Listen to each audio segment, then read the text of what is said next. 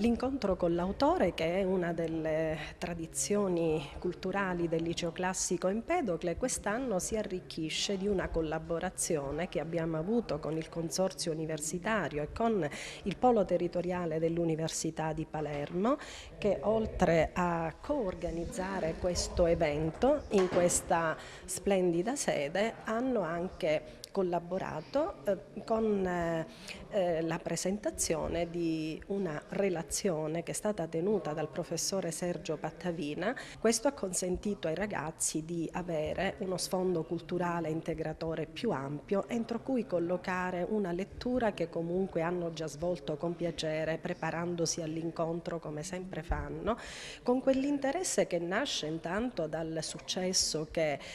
i libri, le opere di Gianrico Carofiglio hanno anche tra un pubblico giovane, anche per la pregnanza dei temi nei quali è possibile vedere una sintesi di diverse esperienze che appartengono all'autore, che vanno dalla sua esperienza in magistratura a quella in politica, in campo politico, a quella letteraria, nella quale evidentemente il suo esperimento letterario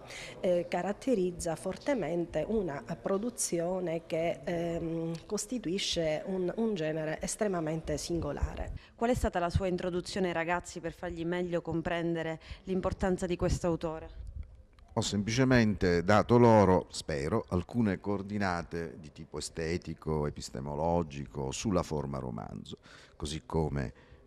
è stata inizialmente creata, agita nel corso di secoli, fino, se possibile, arrivare sfumando un po' ai nostri giorni.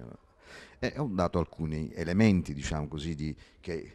attrezzature del critico rispetto alla posizione da tenere nei confronti del romanzesco, del romanzo moderno, del postmoderno, della postmodernità. Credo che siano elementi utili, anche perché nel romanzo si nascondono tra le pieghe dei grandi romanzi soprattutto, ma anche di cosiddetti romanzi minori, si nascondono le pieghe della complessità dei conflitti della nostra società, sia nella sua fase di ascesa della società borghese in senso lato, perché il romanzo è un prodotto della società borghese, è l'epos della borghesia, come sostiene Hegel,